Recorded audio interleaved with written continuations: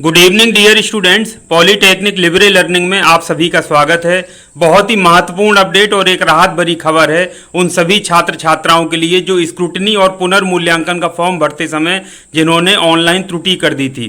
त्रुटि ये कर दी थी कि जैसे कोई विषय था तो उसमें थ्योरेटिकल में उनको पुनर्मूल्यांकन कराना था और उन्होंने प्रयोगात्मक विषय चूज कर लिया था, भर लिया था, और एक बहुत बड़ी संख्या में ऐसे छात्र छात्राएं पूरे उत्तर प्रदेश से प्रभावित थे और अपनी अपनी संस्थाओं में बार बार बात कर रहे थे या हेल्पलाइन नंबर से भी बात कर रहे थे। तो उनकी समस्या का समाधान हो गया है और बोर्ड ने आज ही के एक लेटर जारी किया है जिसमें इस समस्या को समाधानित कर दिया गया है। तो वो लेटर क्या है, आइए देख लेते हैं। आज का ही लेटर है ये। देखिए, विषय इसका परिषद द्वारा आयोजित विषम सेमेस्टर परीक्षा / विशेष बैक पेपर परीक्षा दिसंबर 2021 के परीक्षा फल से संबंधित स्क्रूटनी एवं पुनर्मूल्यांकन कराए जाने के संबंध में। तो इस संबंध में बताया गया है कि स्क्रूटनी एवं पुनर्मूल्यांकन के फॉर्म भरवाए जा रहे थे। तो ये देखिए, यहाँ पर ये आपका लिखा है, उक्त के संबंध में अवगत कराना है कि कतिपय छात्र छात्राओं द्वारा स्क्रूटनी एवं पुनर्मूल्यांकन के फॉर्म में लिखित विषय के स्थान पर प्रयोगात्मक विषय भर दिए गए हैं।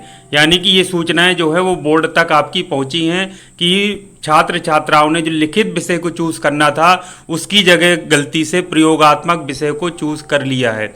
तो ये देखिए, उक्त प्रकरण के संबंध में नियमानुसार भुगतान होने के पश्चात, यानी यदि भुगतान कर दिया जाएगा, जिन छात्र छात्राओं द्वारा लिखित विषय के स्थान पर प्रयोगात्मक विषय भर दिए गए हैं उनके प्रयोगात्मक विषय को संबंधित लिखित विषय में परिवर्तित करते हुए छात्र छात्राओं का स्क्रूटनी एवं पुनर्मूल्यांकन हेतु आवेदन स्वीकार कर लिया जाएगा। इसका मतलब यह है कि यदि छात्र छात्रा ने गलती से प्रयोगात्मक विषय चूज कर लिया है, जैसे अप्लाइड केमिस्ट्री में किसी की बैक है तो उसने गलती से अप्लाइड केमिस्ट्री प्रैक्टिकल को चूज कर लिया, तो वो पेमेंट यदि कर देता है या कर दिया होगा तो उसको लिखित परीक्षा वाले में परिवर्तित कर दिया जाएगा। यानी कि उसका पुनर्मूल्यांकन या स्क्रूटनी जो होगा वो लिखित परीक्षा का ही होगा, ना कि प्रयोगात्मक विषय का। अगला आप देखिए, इसमें इसके अतिरिक्त स्क्रूटनी एवं पुनर्मूल्यांकन के फॉर्म भरे जाने में यदि कोई अन्य समस्या हो तो निराकरण के लिए ये बोर्ड की वेबसाइट है, ये संस्थाओं के लिए है। इस पर संस्थाओं द्वारा जो भी समस्या है छात्र छात्राएं अपनी संस्था में बताएं, संस्था द्वारा उसको बना करके भेज दिया जाएगा। और किसी भी स्थिति में छात्र छात्राओं को बोर्ड नहीं जाना है, इस बात का विशेष ध्यान रखना है।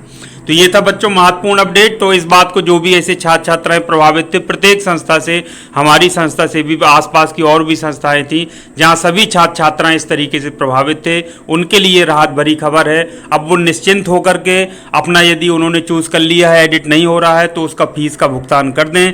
जो भी उन्होंने चूज किया है, चाहे स्क्रूटनी हो चाहे पुनर्मूल्यांकन, यदि संबंधित विषय का आपने प्रयोगात्मक गलती से चूज कर लिया है तो वो लिखित परीक्षा में आपका बदल करके स्वीकार कर लिया जाएगा।